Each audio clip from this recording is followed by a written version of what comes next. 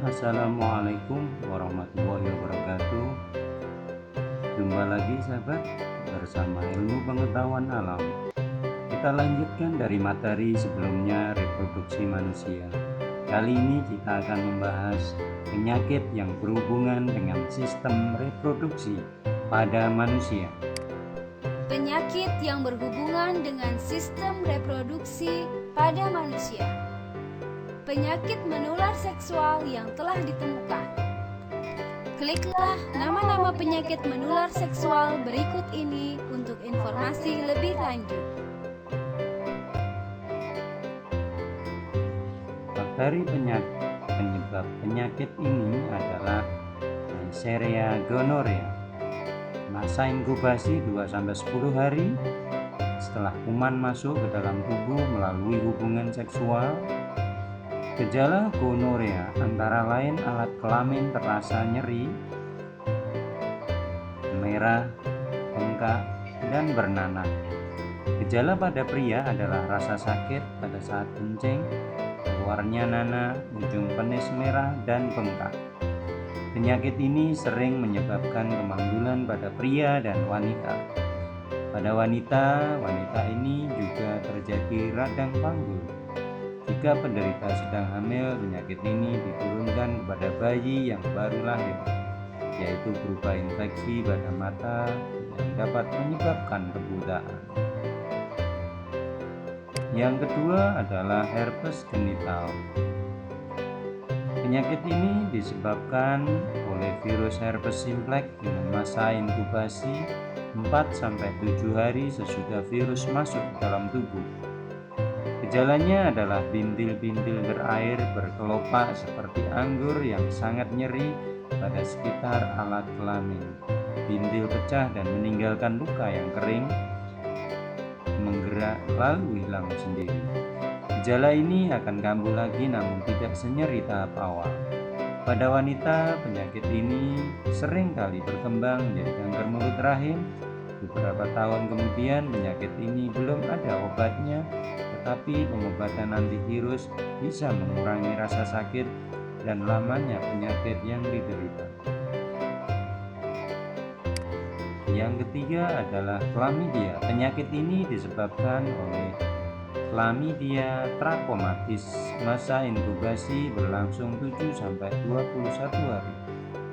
Gejalanya adalah timbul peradangan pada alat reproduksi pria dan wanita.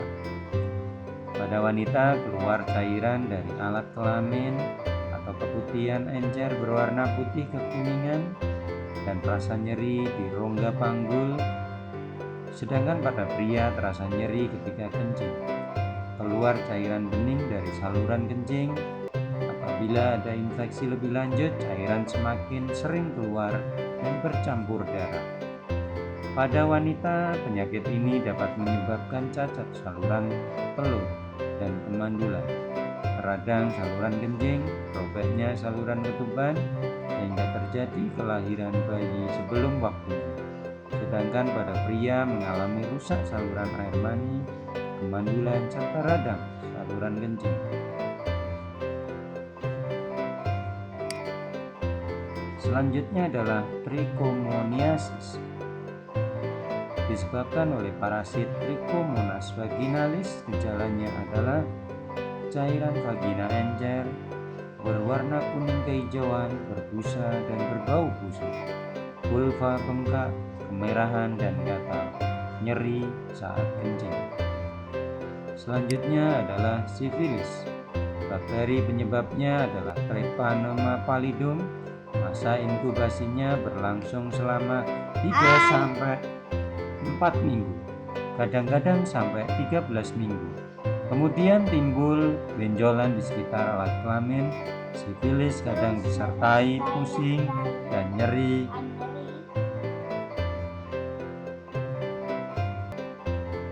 Sifilis kadang disertai pusing dan nyeri tulang seperti flu yang akan hilang sendiri tanpa diobati. Ada bercak kemerahan pada tubuh setelah sekitar 6-12 minggu. Gejala ini akan hilang dengan sendirinya. Setelah 5-10 tahun akan menyerang susunan saraf otak, pembuluh darah dan jantung pada wanita hamil, sifilis dapat ditularkan pada bayi yang dikandungnya, dan bayi tersebut dapat lahir dengan kerusakan kulit, hati, limpa, dan keterbelakangan mental. Jadi penyakit ini juga menyerang berbagai organ tubuh, tidak hanya alat kelamin. Yang terakhir adalah HIV. AIDS singkatan dari Acquired Immune Deficiency Syndrome. Penyakit ini adalah kumpulan gejala akibat menurunnya sistem kekebalan tubuh yang terjadi karena seseorang terinfeksi virus HIV, Human Immunodeficiency Virus. Orang yang terinfeksi virus ini tidak dapat mengatasi serangan infeksi penyakit lain karena sistem kekebalan tubuhnya menurun terus secara drastis. AIDS tertular karena hubungan seksual dengan orang yang terinfeksi HIV. Penyakit mematikan paling berbahaya pada abad 20 ini adalah AIDS. Penyakit yang disebabkan oleh HIV diyakini berasal dari simpanse. HIV bermutasi dari SIV, Chimpanzee Immunodeficiency Virus, yang menyerang simpanse. Penularan dari simpanse ke manusia dapat terjadi karena perburuan dan pembunuhan simpanse oleh manusia atau karena lalat sapi pengisap darah yang menjadi vektor virus ini.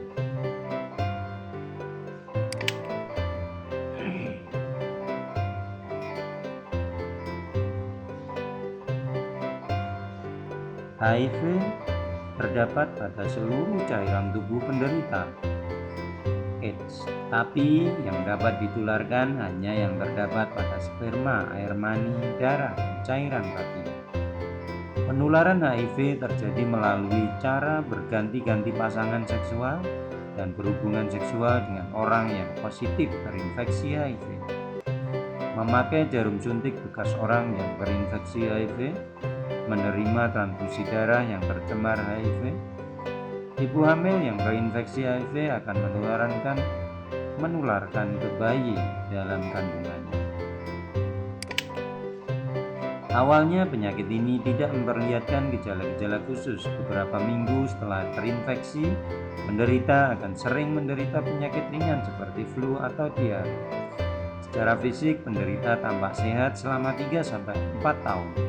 Pada tahun ke-5 dan ke-6 mulai timbul diare berulang, penurunan berat badan secara mendadak, sering sariawan di mulut, dan terjadi pembengkakan di daerah kelenjar getah bening. Penderita akhirnya meninggal dunia jika kekebalan tubuhnya sangat rendah sehingga mudah terserang berbagai kuman penyakit. Untuk menghindari dari penyakit ini, caranya adalah tidak berganti-ganti pasangan dan menghindari hubungan seksual di luar pernikahan. Sedapat mungkin, menghindari transfusi darah yang tidak jelas asalnya, menggunakan alat-alat medis dan non-medis yang terjamin steril. Sampai sekarang belum ditemukan cara pengobatan HIV dan AIDS yang tuntas. Saat ini, yang ada hanya menolong penderita untuk mempertahankan tingkat kesehatan. Demikian penjelasan mengenai penyakit yang berhubungan dengan sistem reproduksi pada manusia. Semoga bermanfaat. Kami akhiri. Wassalamualaikum warahmatullahi wabarakatuh.